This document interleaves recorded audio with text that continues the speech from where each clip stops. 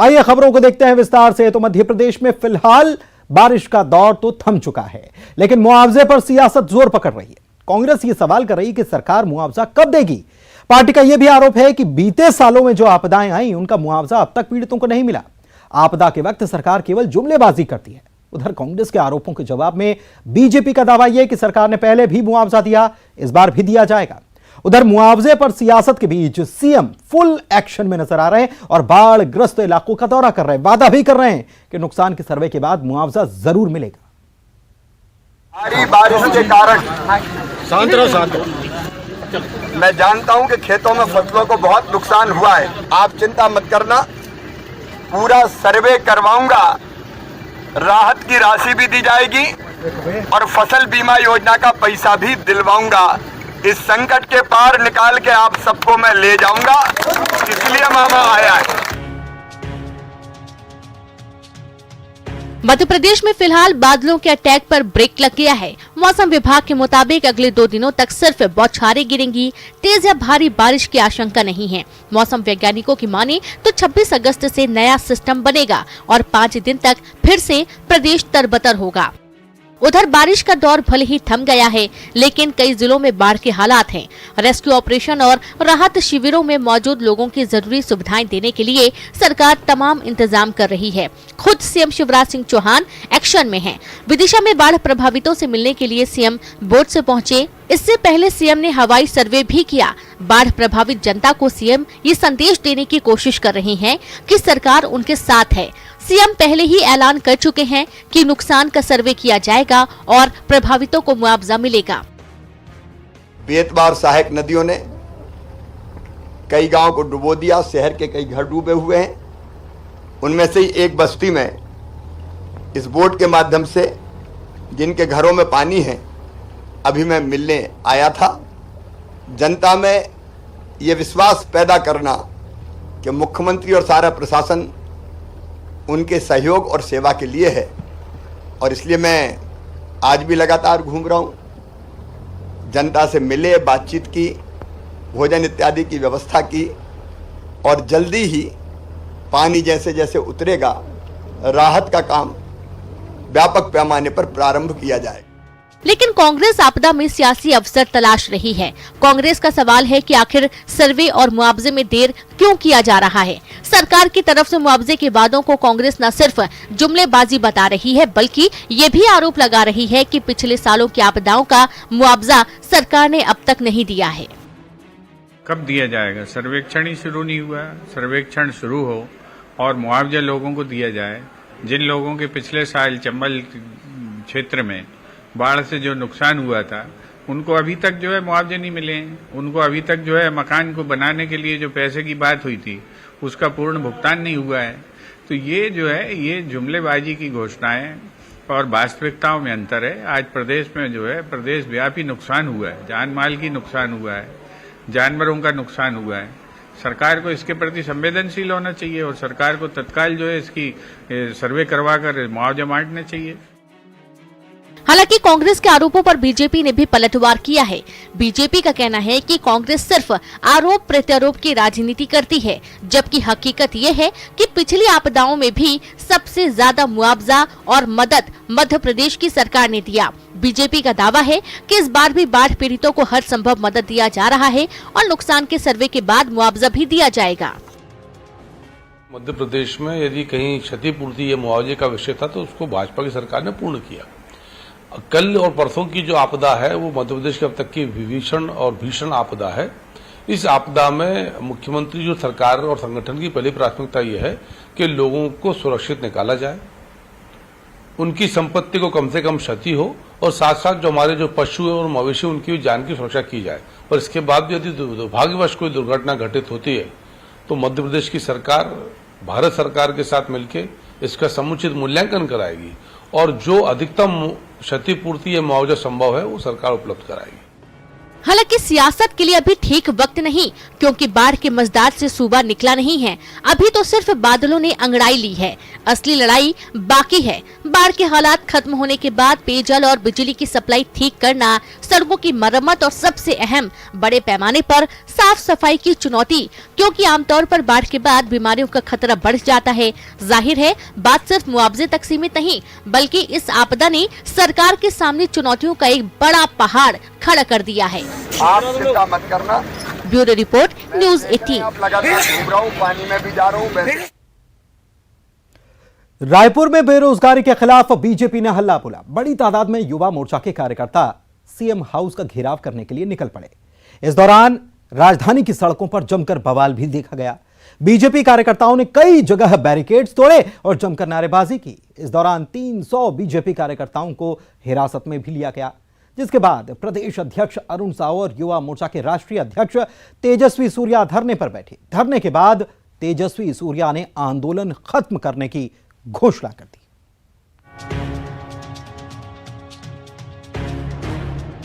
बुधवार को तय कार्यक्रम के तहत बीजेपी ने बेरोजगारी के खिलाफ हुंकार भरी।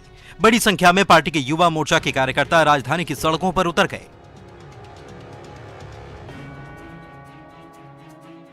हर ओर नारेबाजी और भागदौड़ नजर आने लगी।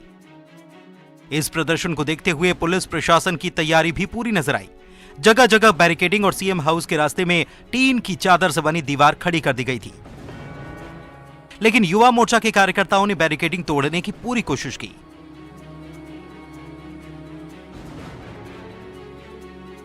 बीजेपी के इस बड़े आंदोलन में जान डालने के लिए प्रदेश प्रभारी डी पुरंदेश्वरी और युवा मोर्चा के फायर ब्रांड नेता तेजस्वी सूर्या भी रायपुर में पहले से मौजूद थे। बीजेपी पहले ही कह चुकी थी कि आंदोलन अभूतपूर्व होगा और इस आंदोलन में कुछ ऐसा ही नजर भी आया। भारतीय जनता युवा मोर्चा के राष्ट्रीय अध्यक्ष तेजस्वी सूर्या ने कहा कि छत्तीसगढ़ के युवा इस सरकार को उखाड़ फेंकेंगे। छत्तीसगढ़ के इतिहास में सबसे बड़ा आंदोलन, सबसे बड़ा प्रदर्शन आज भूपेश बघेल जी के भ्रष्टतम सरकार के खिलाफ आज युवा मोर्चा की ओर से हो रहा है। इस सरकार में हर प्रकार का माफिया राज चल रहा है। सरकार के हर विभाग में, हर मिनिस्ट्री में माफिया राज पूरे वाइब्रेंसी के साथ चल रहा है। बेरोजगारी बढ़ रहा है, भ्रष्टाचार बढ़ रहा है, क्राइम्स वो महिला के खिलाफ हो, बुजुर्गों के खिलाफ हो, बच्चे के खिलाफ हो, वो बढ़ रहा है। सीएम हाउस कूच करने से पहले मंच पर बीजेपी के दिग्गजों का जमावड़ा भी लगा। नेताओं ने कार्यकर्ताओं में उत्साह भरने की भरसक कोशिश की। इस दौरान विरोध में काले बलून भी उड़ाए गए। प्रदर्शन के दौरान कई बार पुलिस और बीजेपी कार्यकर्ताओं में झड़प की स्थिति बन गई। उधर बीजेपी के आंदोलन को लेकर कांग्रेस ने भी जोरदार हमला बोला। कांग्रेस का दावा कि रमन सरकार में 22% बेरोजगार थे और अब 0.6% बेरोजगार हैं। कांग्रेस आंकड़ों के दम पर बीजेपी के आंदोलन की हवा निकालने की कोशिश में लगी रही। कांग्रेस का कहना है कि छत्तीसगढ़ में सबसे कम 0.6% बेरोजगारी है। एनएसयूआई ने बेरोजगारों से पंजीयन कराने का एक मूवमेंट चलाया था भारतीय जनता पार्टी की हुकूमत में। 26 लाख लोगों ने एनरोल किया था। हम लोग विधानसभा में भी प्रश्न करते थे, डॉक्टर रमन सिंह जी की जब हुकूमत थी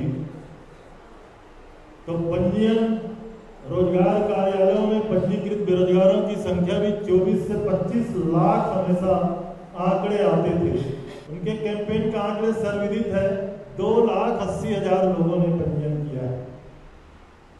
तो आंकड़ों से स्पष्ट है कि भारतीय जनता पार्टी का ये आंदोलन, भाजपा युवाओं का ये आंदोलन निरर्थक आंदोलन है। बीजेपी के आंदोलन से साफ है कि बेरोजगारी के मुद्दे पर सरकार को घेरने में कोई कोर कसर वो नहीं छोड़ना चाहती। खास बात यह है कि छत्तीसगढ़ में बीते 3.5 साल में बीजेपी ने इतना बड़ा प्रदर्शन नहीं किया है, लेकिन प्रदेश अध्यक्ष और नेता प्रतिपक्ष दोनों को 1 महीने के भीतर बदल देना और उसके ठीक बाद राजधानी में हल्ला बोल, ये साफ संकेत है कि बीजेपी 2023 विधानसभा चुनाव के लिए मैदानी लड़ाई आक्रामकता से लड़ने के लिए तैयार है। माना यह भी जा रहा है कि बीजेपी का यह आंदोलन शक्ति प्रदर्शन भी है। पार्टी ये संदेश देना चाहती है कि जमीन पर बीजेपी को कमजोर समझना कांग्रेस की भूल है। अवधेश मिश्रा और देवव्रत भगत के साथ ब्यूरो रिपोर्ट, न्यूज़ 18।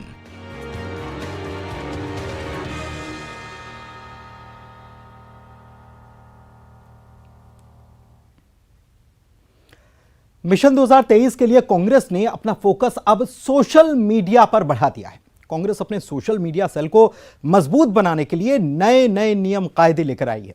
अब पार्टी के सोशल मीडिया सेल में उन्हें अहम जिम्मेदारी मिलेगी जो सोशल मीडिया प्लेटफॉर्म पर एक्टिव भी हैं और पॉपुलर भी हैं।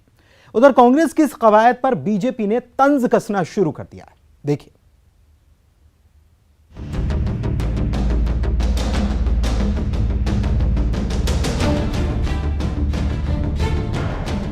आज के जमाने में चुनाव सिर्फ जमीनी प्रचार से नहीं लड़ा जाता, बल्कि सोशल मीडिया भी इलेक्शन कैंपेन का एक बड़ा हिस्सा बन चुका है। हाल के दिनों में सभी दलों का सोशल मीडिया पर फोकस काफी बढ़ा है।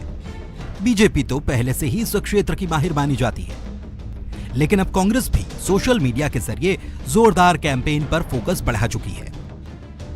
मध्य प्रदेश कांग्रेस इसके लिए एक अलग इंटरनल पॉलिसी भी लेकर आई है। पार्टी की इस पॉलिसी के तहत सोशल मीडिया सेल में सिर्फ उनको अहम जिम्मेदारी मिलेगी जो सोशल मीडिया प्लेटफॉर्म पर काफी एक्टिव हैं। मसलन उनका व्हाट्सएप ग्रुप होना चाहिए, फेसबुक पर कम से कम 4000 फ्रेंड और ट्विटर पर कम से कम 200 फॉलोअर्स होना जरूरी होगा। पार्टी में जो लोग इस नई पॉलिसी पर खरे उतरेंगे उन्हें सोशल मीडिया सेल में बड़ी जिम्मेदारी से नवाजा जाएगा। 20-22% लोग ही सोशल मीडिया पर एक्टिव रहते थे। आज 95% जो है मोबाइल ओनर्स सोशल मीडिया पर सक्रिय हैं।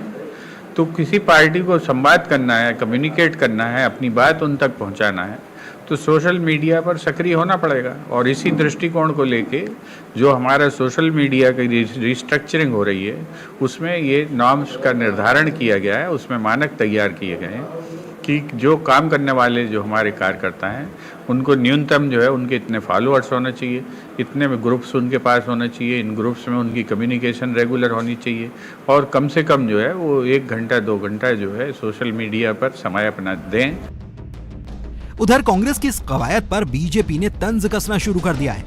पार्टी का कहना है कि बीजेपी 200 प्लस सीटों की बात कर रही है, लेकिन कांग्रेस ट्विटर पर 200 फॉलोअर्स की तलाश में जुटी है। देखिए, कांग्रेस की मानसिकता का अनुमान लगाइए कि भारतीय जनता पार्टी बात कर रही है कि हम 200 सीटों पर जीतेंगे, 200 प्लस का हमारा टारगेट है, और कांग्रेस कह रही कि 200 लोग ट्विटर पर। एक्चुअल वर्ल्ड में और वर्चुअल वर्ल्ड में यही अंतर है, और कांग्रेस जो वर्चुअल यानी आभासी दुनिया है, वास्तविकता से दूर है। दरअसल कांग्रेस के सोशल मीडिया सेल को बीजेपी के मुकाबले कमजोर आंका जाता है, क्योंकि बीजेपी सोशल मीडिया प्लेटफॉर्म पर हर कैंपेन में खूब इसका इस्तेमाल करती है। आज के जमाने में हर हाथ में फोन और इंटरनेट है। ऐसे में सोशल मीडिया का प्रचार सबसे बड़ा साधन बन चुका है। लिहाजा 2023 चुनाव से पहले कांग्रेस ने अपने सोशल मीडिया सेल को मजबूत बनाने की कवायद शुरू कर दी है। शैलेंद्र भदौरिया, न्यूज़ 18, भोपाल। आय से 650% ज्यादा संपत्ति के मामले में फंसे जबलपुर के ARTO संतोष पाल को संभागीय उप परिवहन आयुक्त के दफ्तर में अटैच भर किया गया है, लेकिन यह कार्रवाई सिर्फ खानापूर्ति मानी जा रही है। सवाल उठ रहा है कि आखिर क्यों संतोष पॉल के खिलाफ कोई बड़ा एक्शन नहीं लिया गया। जिस अफसर पर करीब 300 करोड़ की काली कमाई का आरोप है, उसे सस्पेंड तक नहीं किया गया, जबकि EOW के छापे के बाद हकीकत भी सामने आ चुकी है। कांग्रेस सवाल कर रही है कि आखिर संतोष पॉल को बर्खास्त क्यों नहीं किया गया। जाहिर है सबके जहन में यह सवाल है कि ऐसी क्या मजबूरी है कि संतोष पॉल पर हाथ लगाने की हिम्मत नहीं की जा रही। आखिर संतोष पॉल के सिर पर किसका हाथ है? पॉल के सिर पर किसका हाथ? संतोष पॉल पर कार्रवाई के नाम पर खाना पूर्ति, ना सस्पेंशन ना बड़ा एक्शन। तगड़ा है पॉल का कनेक्शन, करप्शन का पुराना रिकॉर्ड, फिर भी चहेते अफसर। आज तक क्यों नहीं हुआ संतोष पॉल पर बड़ा एक्शन?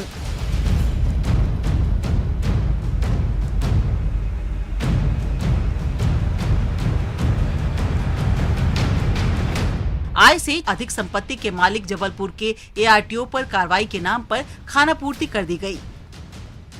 एआरटीओ संतोष पॉल को हटाकर उन्हें संभागीय उप परिवहन आयुक्त दफ्तर में तैनात कर दिया गया। उनकी जगह अब नरसिंहपुर आरटीओ को मिला जबलपुर का अतिरिक्त प्रभार। लेकिन इसे लेकर विपक्ष ने सरकार पर हमला बोल दिया है। सवाल ये उठ रहा है कि न सस्पेंशन न कोई बड़ा एक्शन, सिर्फ एआरटीओ की कुर्सी वापस ली गई और कहीं और अटैच कर दिया गया। ये हाल तब है जब ईओडब्ल्यू की रेड में संतोष पॉल के पास करीब 300 करोड़ की अकूत संपत्ति का खुलासा हो चुका है। संतोष पॉल को नेताओं और परिवहन विभाग का चहेता माना जाता है। जाहिर है ऐसे में सवाल उठना लाजमी है कि संतोष पॉल को कौन बचा रहा है। कांग्रेस इस मामले को विधानसभा की पीएसी कमेटी में ले जा रही है। कांग्रेस ने सवाल पूछा है कि आखिर इतने भ्रष्ट अफसर को टर्मिनेट क्यों नहीं किया गया। जिस आरटीओ के यहाँ थिएटर है, स्विमिंग पूल है और जिसकी आय जितनी तनख्वाह नहीं मिली है उससे कई गुना उसके मकान और आलीशान बिल्डिंगें हैं, समझ में आता है। जब ऐसे लोगों पे कार्रवाई नहीं हो सकती, भ्रष्टाचार का इतना बड़ा मामला सामने आया है तो किस पे होगी भाई? इसको तो अभी तक सस्पेंड करके टर्मिनेट करना था और कानूनी कार्रवाई होना थी। ये बहुत ही दुर्भाग्यपूर्ण है और उसको संभागीय कारण में अटैच कर दिया है।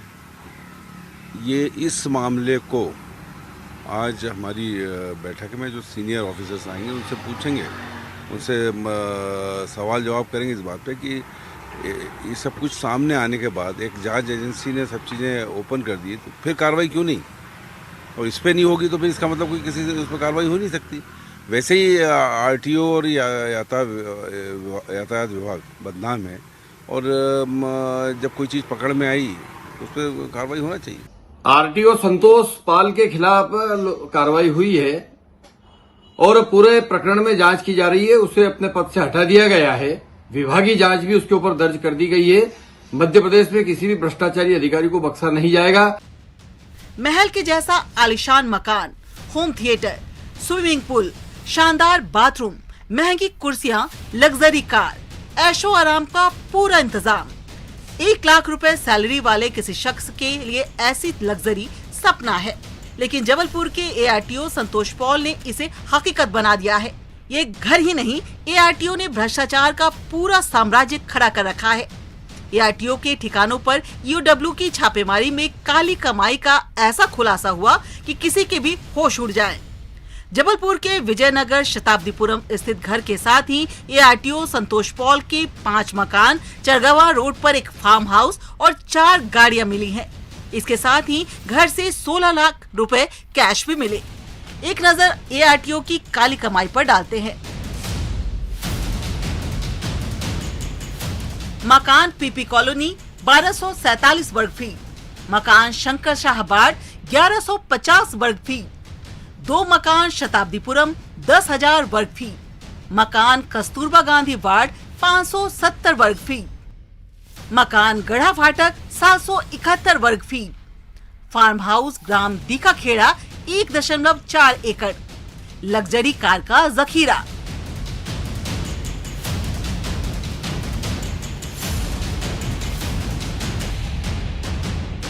एआरटीओ संतोष पॉल अपने रसूख और राजनीतिक संरक्षण में जबलपुर में बीते 4 सालों से ज्यादा समय से पदस्थ हैं। इस दौरान इनके खिलाफ कई शिकायतें आई, लेकिन एआरटीओ को हटाया नहीं जा सका। इसके रसूख का अंदाजा इस बात से लगाया जा सकता है कि बीते साल इसके ट्रांसफर की बात सामने आई थी, लेकिन बाद में ट्रांसफर ऑर्डर कैंसिल हो गया। अपने रसूख के दम पर एआरटीओ ने अपनी पत्नी रेखा पॉल को आरटीओ कार्यालय में ही क्लर्क की नौकरी पर रख लिया। बताया जा रहा है कि इसके कई रिश्तेदार भी आरटीओ के कामों में ठेका और पार्टनरशिप में शामिल हैं। संतोष पॉल के खिलाफ फर्जी जाति प्रमाण पत्र, ऑटो चालक को गांजा बेचने के झूठे आरोप में फंसाने की धमकी देना, रजिस्ट्रेशन लाइसेंस परमिट सहित वीआईपी नंबर्स की मनमानी फीस वसूलना और कमीशन लेने जैसे आरोप भी लगे। इसके खिलाफ कोर्ट में भी याचिका दायर की गई है।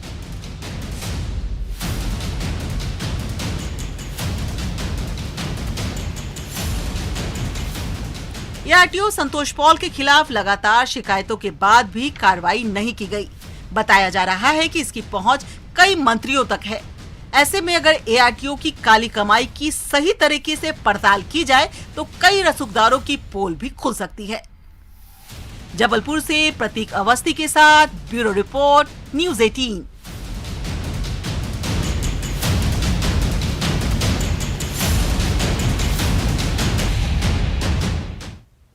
तो सवाल यह है कि पोल खुलने से के डर से तो कहीं संतोष पॉल को हाथ नहीं लगाया जा रहा। देखना होगा आगे क्या कार्रवाई होती है। इंदौर में कैलाश विजयवर्गीय और केंद्रीय मंत्री ज्योतिरादित्य सिंधिया की मुलाकात के बाद प्रदेश के सियासी गलियारों में इसकी चर्चा जोरों पर है। आज इंदौर पहुंचे प्रदेश के गृह मंत्री नरोत्तम मिश्रा ने सिंधिया विजयवर्गीय की मुलाकात पर बड़ा बयान दिया। उन्होंने क्या कुछ कहा, इस रिपोर्ट में देखिए।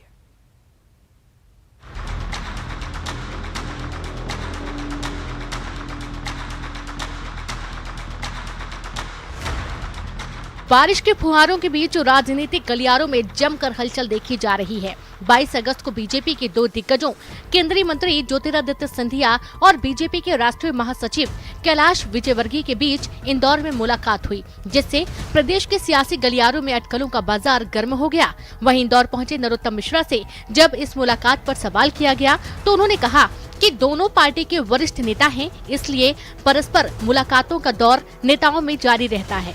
लेकिन दोनों की मुलाकात से किसी भी तरह की नई राजनीतिक परिस्थितियां बनने की बात से नरोत्तम मिश्रा ने इनकार किया है। उन्होंने कहा कि दोनों नेताओं के बीच सामान्य मुलाकात हुई है। ज्योतिरादित्य सिंधिया इंदौर आए थे, कैलाश विजयवर्गीय जी से मुलाकात करी थी। किस तरीके से देखते हैं, राजनीति एक नई बहस शुरू हो चुकी है कि मध्य प्रदेश में कुछ अलग से एक राजनीति शुरू हुई है, आप क्या कहेंगे? दोनों बड़े नेता हैं हमारे, माननीय विजयवर्गीय जी भी, माननीय सिंधिया जी भी, तो परस्पर मिलते रहते हैं। भारतीय जनता पार्टी है, सभी परिवार की तरह चलते हैं। वहीं इन्होंने कांग्रेस की भारत जोड़ो यात्रा पर निशाना साधते हुए कहा कि कांग्रेस को भारत जोड़ो नहीं, कांग्रेस जोड़ो यात्रा शुरू करनी चाहिए। वहीं गांधी परिवार की विदेश यात्रा पर उन्होंने कहा कि सोनिया गांधी मूल रूप से विदेश के ही हैं। अपनी पार्टी का तो राष्ट्रीय अध्यक्ष बना ली, 3 साल में नहीं बना पाई। हमारी तरफ देखते हैं, इसलिए रोज कभी आनंद शर्मा चले जाते हैं, कभी गुलाम नबी आजाद हो जाते हैं। कांग्रेस भारत जोड़ो यात्रा चलाएगी, कांग्रेस जोड़ो यात्रा चलाए तो ज्यादा फायदा रहेगा। गांधी परिवार हिंदुस्तान से बाहर गया है, क्या किस तरीके से देखते हैं? राष्ट्रीय अध्यक्ष जो है सोनिया गांधी पूरे परिवार के साथ विदेश के बाहर की है, वो तो जा सकती है।